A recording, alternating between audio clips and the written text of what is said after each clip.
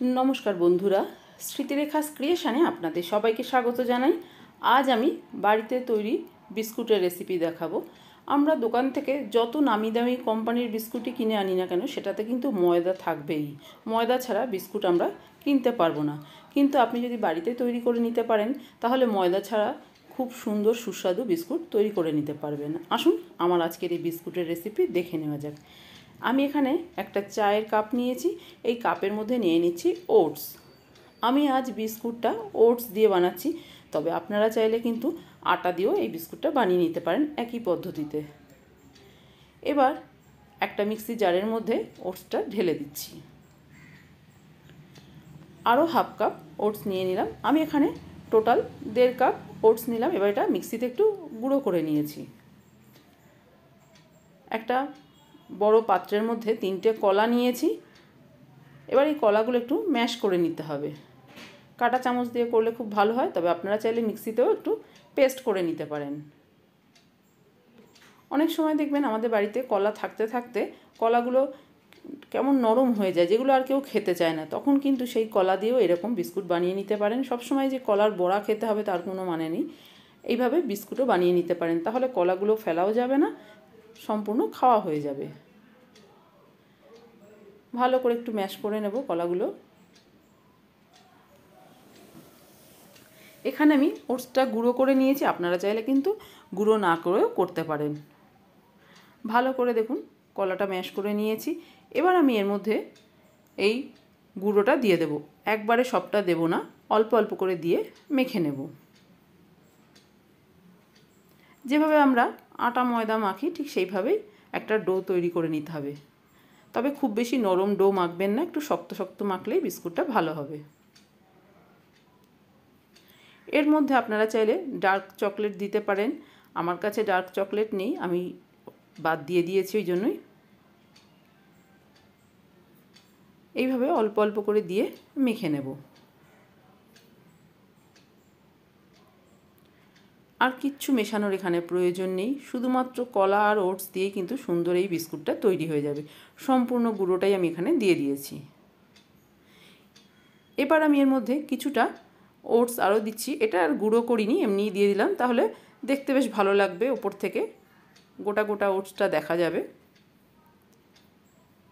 দেখুন একটা শক্ত ডো তৈরি করে নিই। এইরকম একটা শক্ত ডোই তৈরি করতে হবে। নরম করে মাখবেন না, তাহলে কিন্তু বিস্কুটটা তৈরি করতে অনেকটা বেশি সময় লাগবে। এইভাবে এবার 10 থেকে 15 মিনিট ঢাকা দিয়ে রেখে দেব। প্রায় 10 মিনিট ঢাকা দিয়ে রেখেছিলাম। এবার একটা মাইক্রো ওভেনের ট্রে নিয়ে নিয়েছি, তার মধ্যে আমি একটু ঘি ব্রাশ করে নিয়েছি। আপনারা এখানে বাটার, তেল যে কোনো কিছু ব্রাশ করে নিতে পারেন। এবার দেখুন হাতে করে অল্প একটু নিয়ে এইভাবে একটু চ্যাপটা করে করে বিস্কুট তৈরি করে নিচ্ছি। আপনারা চাইলে চৌকো করেও করে নিতে পারেন, তবে এই পদ্ধতিটা ভীষণই সহজ, সেই জন্য আমি এইভাবেই করে নিচ্ছি। এই একইভাবে সবকটা বিস্কুট আমি তৈরি করে নিচ্ছি। এখানে দেখুন অনেকগুলো বিস্কুট তৈরি হয়ে গেছে। এবার আমি বিস্কুটটা মাইক্রোওভেনে দেবো। এখানে আমি মাইক্রোওভেনটা 180 ডিগ্রিতে 10 মিনিট প্রিহিট করে নিয়েছি। এবার আমি বিস্কুটের ট্রেটা মাইক্রোওভেনের মধ্যে দিয়ে দিলাম, ভালো করে বসিয়ে দিলাম। এবার আবারও 180 ডিগ্রিতে আমি 25 মিনিটের জন্য বেক করতে দেব। আমার মাইক্রোওভেনে 25 মিনিট বেক করার পর বিস্কুটগুলো হয়ে গেছে। আপনাদের কম বা বেশি সময় লাগতে পারে, এক একটা মাইক্রোওভেনে টাইম এক এক রকম লাগে। 25 মিনিট হয়ে গেছে। এবার আমি দেখে নিচ্ছি, ট্রেটা বার করে নিতে হবে। দেখে তো মনে হচ্ছে একদম ঠিকঠাক তৈরি হয়ে গেছে।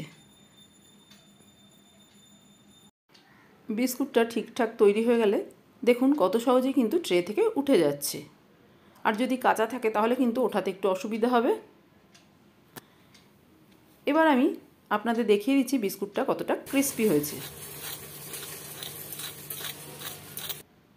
আওয়াজ শুনেই আশা করি বুঝতে পারছেন কতটা ক্রিস্পি হয়েছে। এবার আমি একটা কাচের জারের মধ্যে এই বিস্কুটটা রেখে দেবো। এই বিস্কুটগুলো আপনারা ফ্রিজে রাখলেও অনেক দিন রেখে খেতে পারবেন, আর যদি ফ্রিজে না রাখতে চান তাহলে 7 থেকে 10 দিন বাইরে রেখেও এই বিস্কুটগুলো আপনারা খেতে পারবেন।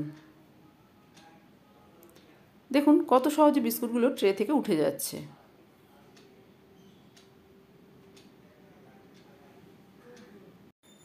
তৈরি হয়ে গেছে আমার আজকের বিস্কুট।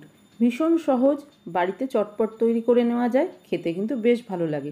যারা ময়দা বা চিনি বিস্কুট খেতে পছন্দ করেন না তারা কিন্তু বাড়িতে এইভাবে বিস্কুট বানিয়ে খেতে পারেন। আশা করি আপনাদের ভালো লাগবে খেতে। খুবই অল্প উপকরণ দিয়ে বাড়িতে কিন্তু চটপট এই বিস্কুট আপনারা বানিয়ে নিতে পারবেন।